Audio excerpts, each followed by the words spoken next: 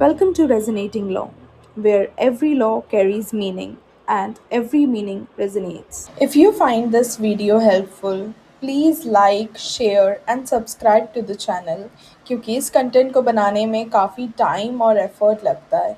आपका सपोर्ट मुझे मोटिवेट करता है कि मैं आपके लिए और वैल्यूएबल वीडियोस लाती रहूं।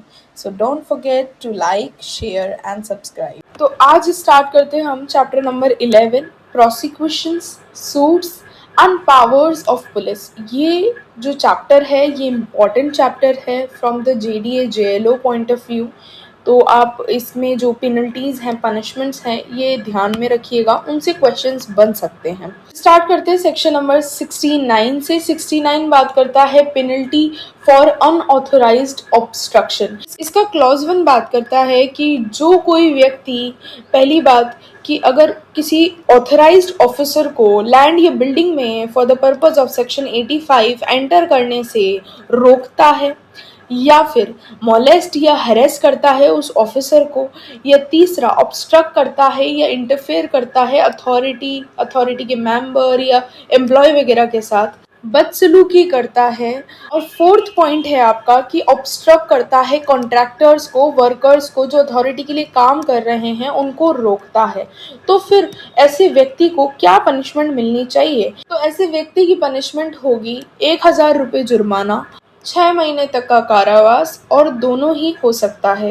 1000 rupees fine up to 6 months jail और बोथ। उसके बाद आगे चलते हैं। सेक्शन नंबर 70 बात करता है penalty for removing fence etcetera set up for the purpose of carrying out any work. तो पेनल्टी क्या होगी अगर कोई व्यक्ति फेंस रिमूव कर देता है या और चीज़ें रिमूव कर देता है जो कि वर्क पर्पस के लिए लगाई गई थी अथॉरिटी के द्वारा। ठीक है, तो पहली बात फेंस वगैरह रिमूव करता है, सपोर्ट या टिम्बर, सेफ्टी लाइट वगैरह रिमूव करता है, या दूसरी बात रिमूव करता है मार्क्स जो इन्हें इंडिकेट करने के लिए लगाए गए थे कि वर्क डायरेक्शन को इंडिकेट, जैसे कि यहाँ पे ये काम होना है और उस चीज़ का वो मार्क वगैरह उन्होंने लगाया हुआ है, तो उसको रिमूव करना, या तीसरा रिमूव बैरियर्स क्लोजिंग रोड्स, कोई रोड को क्लोज करने वाले बैरियर्स वगैरह लगाए गए हैं तो बैरियर्स को भी रिमूव कर देना। तो ऐसे में उस व्यक्ति को पनिशमेंट कितनी मिलेगी जो ऐसा करता है? फाइन अप टू 1000 रुपीज, 1000 रुपये का जुर्माना उस पर लगेगा। और आगे चलते हैं। सेक्शन नंबर 71 बात करता है penalty for disobedience of requisition and furnishing false information etcetera. 71 का क्लॉज ए बताता है कि विलफुली, स्वेच्छा से या फिर बिना किसी रीजनेबल एक्सक्यूज के कोई व्यक्ति डिसोबे करता है लॉफुल ऑर्डर्स का, या फिर क्लॉज बी बोलता है कि फॉल्स इन्फॉर्मेशन देता है, गलत जानकारी देता है, तो उसको क्या पनिशमेंट मिलेगी? उसकी पनिशमेंट होगी यहाँ पर 3000 रुपये का जुर्माना या फिर 3 महीने तक की जेल और बोथ।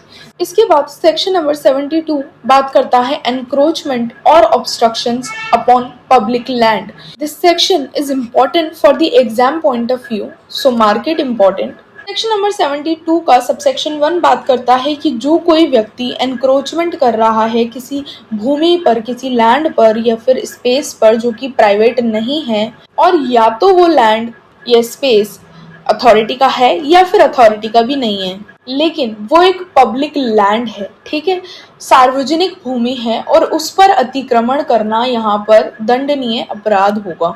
ऐसा करने वाले व्यक्ति को 1 से 3 साल की सजा मिल सकती है, प्लस जुर्माना कितना? 1 लाख रुपए जुर्माना, that is imprisonment from 1 to 3 years plus fine of up to 1 lakh rupees.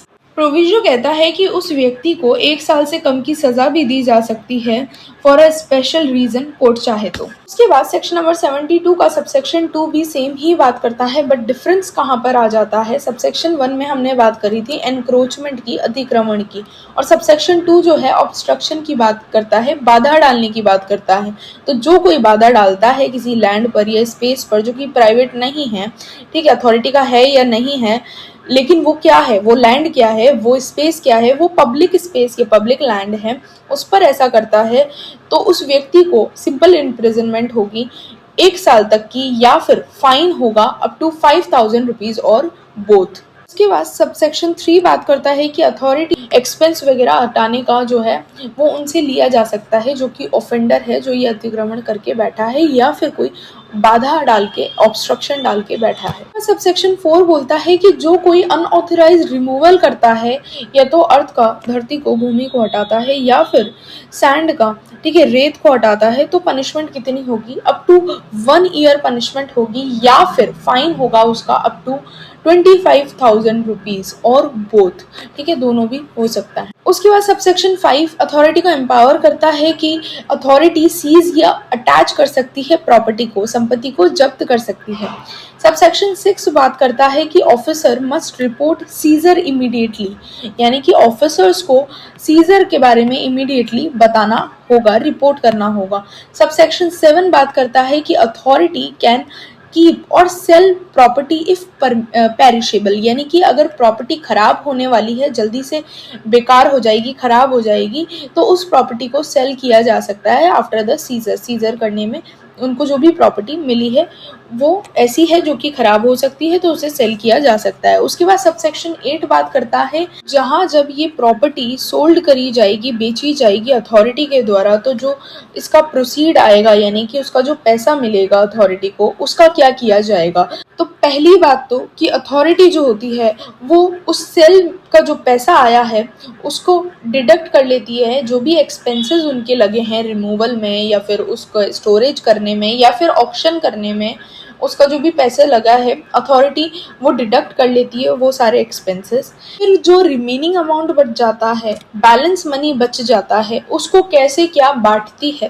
पहली बात तो क्लॉज ए बोलता है कि if no confiscation order is passed, or if appeal says property should not be confiscated, then remaining money will be returned to the owner, या फिर जो भी पर्सन उस प्रॉपर्टी को पजेस कर रहा था बिफोर सीजिंग, उसको ये रिमेनिंग मनी जो है वो रिटर्न कर दिया जाएगा, या फिर ओनर जो भी है उसको, ठीक है।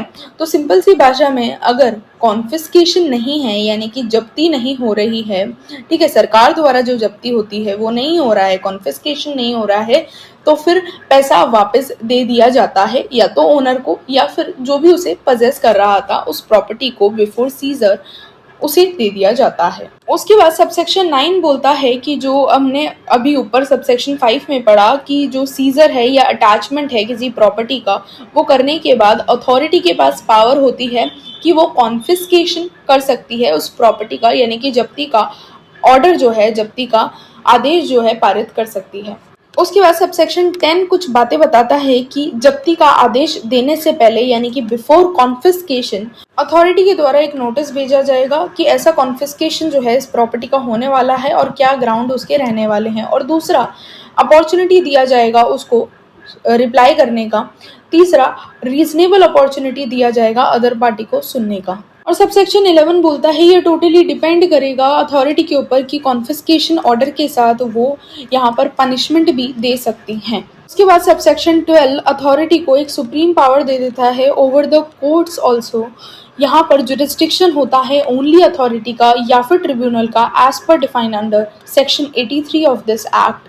कोर्ट्स हैव नो पावर, ठीक है, कोर्ट का कोई अधिकार नहीं है। इन सबसेक्शन 13 बहुत इंपॉर्टेंट है और बहुत इंटरेस्टिंग है कि बर्डन ऑफ प्रूफ यहाँ पर रिवर्स बर्डन होता है, यानी कि अक्यूज्ड को खुद ही प्रूव करना है कि वो गलत नहीं है। इसके बाद सबसेक्शन 14 बोलता है कि अथॉरिटी का एम्प्लॉय ही अपनी ड्यूटी नेग्लेक्ट करता है, अपने कर्तव्य नहीं निभाता है, तो कितना पनिशमेंट उसका होगा, तो अप टू 1 ईयर और फाइन ऑफ 5,000 रुपीज और बोथ। इसके बाद इसमें प्रोविजन भी बोलता है कि कोई कोर्ट जो है यहाँ पर कॉग्निजेंस नहीं लेगा किसी एम्प्लॉय के अगेंस्ट ऑफेंस पनिशेबल है तो, except with the previous sanction of the authority. इसके बाद सबसेक्शन 15 ये बता देता है, और ये इंपॉर्टेंट भी है, मार्केट इंपॉर्टेंट, क्योंकि डीएसपी यानी कि डिप्टी सुपरिटेंडेंट ऑफ पुलिस से नीचे की रैंक का कोई इन्वेस्टिगेशन नहीं कर सकता है, ठीक है। Officer should be a rank of deputy superintendent of police और अबव। उसके बाद चलते हैं नेक्स्ट सेक्शन, सेक्शन नंबर 73 पर, जो कि बात करता है general provision for punishment of offences, जहां पर अगर कोई पर्सन वायलेट करता है किसी प्रोविजन को इस एक्ट के अंदर, या फिर किसी रूल्स या रेगुलेशंस को वायलेट करता है, या फिर किसी अप्रूव्ड प्लान या प्रोजेक्ट को वायलेट करता है कोई व्यक्ति, और उसके लिए कोई पनिशमेंट कहीं पर प्रिस्क्राइब नहीं है, तो फर्स्ट ऑफेंस की पनिशमेंट उसकी होगी a fine up to 1000 rupees, और सब्सिक्वेंट या सेकेंड ऑफेंस की उसकी पनिशमेंट होगी 250 रुपीज से 5000 रुपीज तक मैक्सिमम। उसके बाद नेक्स्ट चलते हैं अपन सेक्शन नंबर 74 पर, जो कि बात करता है ऑफेंस बाय कंपनीज। यहाँ पर ऑफेंस जो कमिट कर रहा है वो कौन है, वो कंपनी है। अगर कोई कंपनी ऑफेंस कमिट कर रही है तो कंपनी प्लस कंपनी भी और उसके जो रिस्पॉन्सिबल पर्सन इंचार्ज हैं दोनों ही गिल्टी कहलाएंगे। लेकिन कब गिल्टी नहीं कहलाएंगे, अगर वो पर्सन जो पर्सन इंचार्ज है, जैसे कि डायरेक्टर या मैनेजर एटसेट्रा वगैरह हो गया, तो वो प्रूव कर देते हैं कि कोई नॉलेज नहीं था उन्हें और इवन उन्होंने ड्यू डिलिजेंस लिया था, तब तो वो लाइबल नहीं होंगे, तब तो वो गिल्टी नहीं कहलाएंगे। Then according to subsection 2, if the offence is due to consent और नेग्लेक्ट ऑफ डायरेक्टर या manager etcetera then they will be punished, है ना। कंसेंट या फिर नेग्लेक्शन किसका था, डायरेक्टर या मैनेजर का, तो फिर यहाँ पर वो लाइबल होंगे। एक्सप्लेनेशन ये क्लियर कर देता है कि कंपनी का मतलब बॉडी कॉर्पोरेट होता है या फिर वो इंक्लूड करता है फर्म या अदर एसोसिएशन ऑफ इंडिविजुअल्स, जैसा कि कंपनी एक्ट्स में प्रिस्क्राइब है। उसके बाद डायरेक्टर मतलब डायरेक्टर यानी कि partner in the firm. According to section number 74, we can conclude that director या manager की यहाँ पर जो responsibility है वो एक तरीके से vicarious liability है, where a master is liable for the act of servant. तो चलते हैं आगे, section number 75 बात करता है cognizance of offenses. cognizance यानी कि संज्ञान अपराधों का कौन लेगा। section 1 of section 75 explain करता है कि कोई कोर्ट जो है offense का cognizance नहीं लेगी जब तक कोई रिटन कंप्लेन जो है अथॉरिटी द्वारा फाइल ना की गई हो, या फिर अथोराइज्ड पर्सन के द्वारा कोर्ट के अंदर एक रिटन कंप्लेन फाइल नहीं की गई हो। एक्सेप्शन इसका ये है जो कि प्रोविजन में दिया गया है कि अफेक्टेड पर्सन या प्रॉपर्टी राइट्स जिसके अफेक्ट हुए हैं वो भी यहाँ कंप्लेन फाइल कर सकता है। इसके बाद सेक्शन नंबर 75 का सबसेक्शन 2 आप इंपॉर्टेंट मार्क कर लीजिए और हाईलाइट कर लीजिए चीफ जुडिशियल मजिस्ट्रेट को, क्योंकि चीफ जुडिशियल मजिस्ट्रेट सीजेएम या फिर उसकी अबव रैंक का ही यहाँ पर कॉग्निजेंस ऑफ ऑफेंस ले सकता है, अदरवाइज इंफीरियर कोर्ट जो है सीजेएम से वो कॉग्निजेंस नहीं ले सकते हैं। तो सेक्शन नंबर 76 बात करता है fine when realised to be paid to the authority, यानी कि जो भी सारे फाइन लिए जाएंगे यहाँ पर in connection with the prosecution under this act, वो सारे फाइन जो होंगे वो अथॉरिटी के पास जाएंगे। और हमने पहले भी पढ़ा था पिछले लेक्चर्स में कि वो अथॉरिटी फंड में जाते हैं फाइन्स। जिन्होंने वो लेक्चर्स अभी तक नहीं देखे हैं तो go watch my playlist of JDA JLO series. Section number 77 बात करता है power of the authority as to legal matters. Authority यहाँ पर क्या क्या काम कर सकती है एज टू लीगल मैटर्स। पहली बात तो वो अपने केस जो है इंस्टीट्यूट कर सकती है, खुद को डिफेंड कर सकती है या फिर विड्रॉ कर सकती है किसी लीगल प्रोसीडिंग को। दूसरा, कंपाउंड कर सकती है किसी ऑफेंस को अगेंस्ट दिस एक्ट। तीसरा, एडमिट कर सकती है, कॉम्प्रोमाइज कर सकती है या विड्रॉ कर सकती है किसी क्लेम को लीगल प्रोसीडिंग के अंदर। और प्रोविजन अच्छे से ये प्रिस्क्राइब कर देता है कि विड्रॉल ऑफ प्रोसिक्यूशन जो होगा वो only with the permission of the court होगा, अदरवाइज नहीं होगा। इसी वजह से आपका प्रोविजन इंपॉर्टेंट हो जाता है कि permission of the court is required for the withdrawal from prosecution. उसके बाद आता है आपका section number 78 immunity to authority. Authority को क्या इम्यूनिटी प्रोवाइडेड है, इसको इंपॉर्टेंट मार्क कर लीजिए, क्योंकि ये बात करता है कि कोई सूट या प्रोसिक्यूशन या लीगल प्रोसीडिंग अथॉरिटी के अगेंस्ट मेंटेनेबल नहीं है इन केस अथॉरिटी ने चेयरमैन के अंडर रहते हुए यहाँ पर या फिर कोई भी व्यक्ति ने, मेंबर ने या फिर ऑफिसर या फिर सर्वेंट ऑफ द अथॉरिटी या एग्जीक्यूटिव कमेटी, अदर कमेटी या फंक्शनल बोर्ड का या फिर किसी और बोर्ड का यहाँ पर अथॉरिटी के अंदर रहते हुए उन्होंने गुड फेथ में काम किया है and with due care and attention किया है, तो वो लाइबल नहीं होंगे किसी भी प्रोसिक्यूशन अगेंस्ट लीगल प्रोसीडिंग के। बाद इंपॉर्टेंट है आपका section 79 notice of suit against authority. अब इसको आप रेड विद करेंगे आपके सेक्शन नंबर 80 ऑफ सीपीसी में और समझेंगे कि क्या है, नोटिस कितने टाइम का देना होगा before filing a case against the authority. So before filing case against the authority 2 महीने का प्रायर नोटिस रिक्वायर्ड है, ठीक है। नोटिस के अंदर क्या होगा, नोटिस के अंदर कॉज ऑफ एक्शन होगा, रिलीफ होगा, कंपनसेशन होगा, as it is same to same section number 80 में लिखा हुआ है सीपीसी में, ठीक है।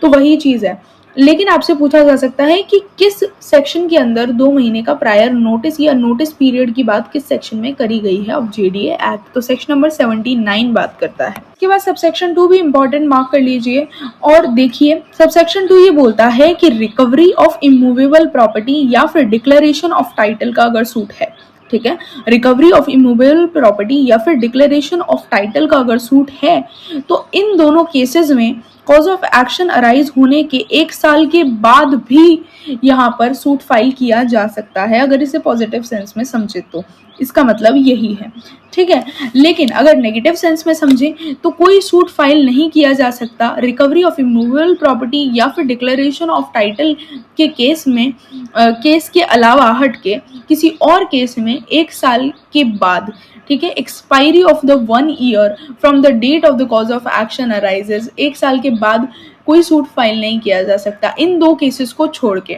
सबसेक्शन 3 भी इंपॉर्टेंट हो जाता है क्योंकि ये एक्सेप्शन बताता है अगर आपका केस ऐसा एक अर्जेंट इंजंक्शन का है तो फिर कोई नोटिस रिक्वायर्ड नहीं है। तो मैं कह सकती हूँ कि ओवरऑल आपका सेक्शन नंबर 79 इंपॉर्टेंट है for the exam point of view. अब चलते हैं सेक्शन नंबर 80 पर, जो कि बात करता है mode of proof of record. Section number 80 यूँ तो सिंपली बात करता है कि certified copies like copy of a receipt, application, plan, notice, order, entry in a register और other document in possession of the authority, ये सारे ही सर्टिफाइड डॉक्यूमेंट जो होंगे वो एक्सेप्ट किए जाएंगे as an evidence, as a prima facie evidence, therefore it shall be admissible. इसके बाद चलते हैं नेक्स्ट सेक्शन पर, सेक्शन नंबर 81, जो कि बात करता है restriction on the summoning of servants of authority to produce documents. अब ये जो सेक्शन है वो प्रोटेक्ट करता है from unnecessary summons, authority officers को प्रोटेक्ट करता है और जिन्हें फोर्स नहीं किया जा सकता प्रोड्यूस करने के लिए डॉक्यूमेंट्स को, या फिर उन्हें फोर्स नहीं किया जा सकता to be called as a witness unless court के स्पेशल ऑर्डर हो, मतलब ऑर्डर हो विद अ स्पेशल रीजन। आज के हमारे लास्ट सेक्शन की ओर, सेक्शन नंबर 82, जो कि बात करता है पावर ऑफ पुलिस ऑफिसर, ठीक है। पुलिस ऑफिसर की वही पावर्स होंगी जो कि हमने बीएनएसएस में भी पढ़ी है। अकॉर्डिंग टू सबसेक्शन 1 कि पुलिस ऑफिसर जो कि सब इंस्पेक्टर की बिलो रैंक का नहीं होगा, यानी कि सब इंस्पेक्टर या फिर उसे अबव रैंक का होगा, जो कि अरेस्ट कर सकता है इसके अंदर, मतलब इस एक्ट के अंदर जो भी कोई ऑफेंस कमिट कर रहा है उस पर्सन को अरेस्ट कर सकता है। अगर पर्सन का नाम या एड्रेस अननोन है तो वो उससे पूछेगा, अगर वो गलत इन्फॉर्मेशन देता है तो यहाँ पर अरेस्ट किया जा सकता है। मैक्सिमम डिटेंशन का जो पीरियड होगा वो 24 घंटे होगा, जैसा कि हम जानते हैं, और till produced before the judicial magistrate. अब सबसेक्शन 2 देखो, सबसेक्शन 2 बोलता है कि पुलिस की ड्यूटी होगी इन्फॉर्म करना अथॉरिटी को इसके बारे में, क्योंकि अथॉरिटी रूल्स या रेगुलेशन को, एक्ट को वायलेट किया है कहीं ना कहीं किसी व्यक्ति ने, तो पुलिस की ड्यूटी होगी इन्फॉर्म करना अथॉरिटी को एंड असिस्ट करना अथॉरिटी को। And that's it for today. We have completed chapter number 11, जो कि हमारा सेकेंड लास्ट चैप्टर था जेडीए एक्ट का। Thank you for watching till the and.